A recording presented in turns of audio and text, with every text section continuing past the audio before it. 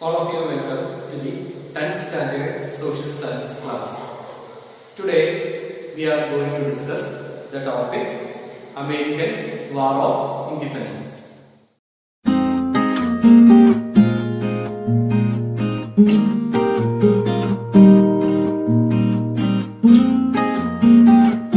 These lines are taken from the poem Oru Udbodhanam, written by Kumaranasha. These lines remind us the importance of freedom in human life. In the past days, the common people did not have freedom. Many people in the world fought for freedom. Some people adopted peaceful means, whereas others preferred armed rebellion. All these struggles tried to change the system that denied freedom and rights and to establish a new one. Therefore, these are known as revolutions. The major factor that stimulated earlier revolutions was the Renaissance. The fine arts, literature, and history in the medieval period were centered on religious ideology. By the dawn of the 13th century, the writers of this period adopted the life of the common man as the central theme of their works. The new spirit of humanism inspired unique thoughts on the universe and human life. This new awakening in all spheres of human life became visible in Europe and it is known as the Renaissance. Renaissance made significant changes in human thoughts, views, and life. They are humanism, scientific temper, reasoning, spirit of inquiry, etc. The Renaissance gave birth to enlightenment in the 18th century. The thinkers of this movement propagated the ideas like freedom, democracy, equality, and nationalism. It encouraged the people in different parts of the world to protest against the autocratic system prevailing then. These protests had developed into revolutions in many places. Let us discuss some of the revolutions and their impact.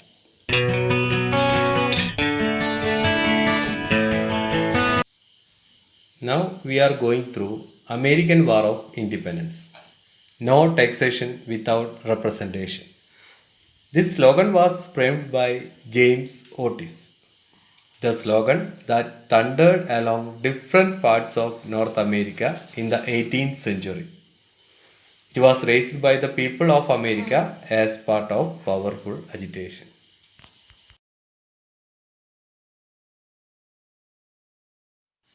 Let us discuss the circumstances that led to the agitation. From the 16th century onwards, the Europeans began to migrate to North America. The major aim of the migration was to exploit the resources. By the 18th century, England had established 13 colonies in the eastern coast of North America. They are New Hampshire, Massachusetts, Rhode Island, Connecticut, New Jersey, New York, Pennsylvania, Delaware, Maryland, Virginia, North Carolina, South Carolina, and Georgia. Mercantilism.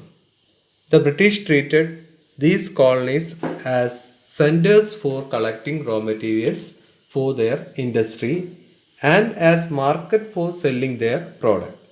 This policy implemented by the British merchants with the help of their motherland in the American colonies is known as mercantilism. Let us discuss a few mercantilist laws. The goods to and from the colonies must be carried only in British ships or ships built in the British colonies. That means export and import only through British ships. Second one, products of the colonies like sugar, wool, cotton, tobacco, etc. could only be exported to England. Third one, British stamp must be affixed on all the legal documents, newspapers, pamphlets, license, etc. Fourth one, colonies must provide food and quarters for the British troops which were maintained in the colonies. Fifth one, import tax must be paid for the import of tea, glass, paper, etc. These are the main mercantilist laws that prevailed in British colonies. Next topic is thinkers and their ideologies relating to the American War of Independence. The ideologies of some thinkers also stimulated the people of the colonies to fight against the exploitative laws of the British.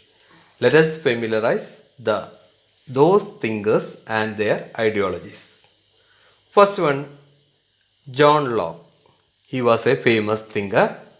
According to him, everyone has some fundamental rights. No government has the right to suspend them. That means no government could not deny the fundamental rights. Another famous thinker of American Revolution was Thomas Paine. According to him, there is something absurd in supposing a continent, North America, be perpetually governed by a foreign power, England. That means no foreign power could not exploit North America long time. Next topic is continental congresses. The delegates of all the colonies except Virginia met at Philadelphia in 1774 to protest against the policies and rules imposed by England. It is known as the First Continental Congress. Subsequently, people of the colonies submitted a petition to the King of England. They demanded the revocation of the regulations enforced on industry and commerce and not impose tax without the approval of the people. But the king sent a military force to suppress the people. This led to the war between England and the colonies. The Second Continental Congress, held at Philadelphia in 1775, elected George Washington as the commander in chief of the Continental Army. During this time, through the pamphlet titled Common Sense, Thomas Paine declared that it was wise for the Americans to break the ties with Britain. The Third Continental Congress. The American Continental Congress issued the famous Declaration of Independence on 4th July 1776. The declaration was prepared by Thomas Jefferson and Benjamin Franklin.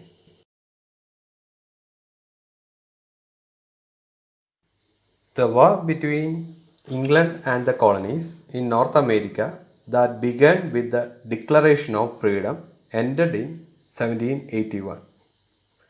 According to the Treaty of Paris in 1783, England ratified the freedom of 13 colonies.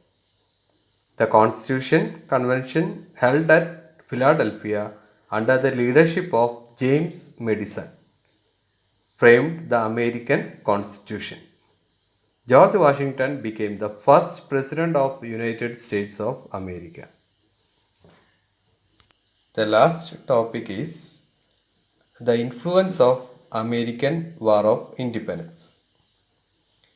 It greatly influenced the later history of the world in different ways. They are: first one, gave direction and motivation to the later freedom struggles and revolutions all over the world. Next one, guided human rights activities. Third one, put forward the concept of republican form of government. Next one, prepare the first written constitution. Last one, contributed to the concept of federal system that ensured freedom and authority of states in the union.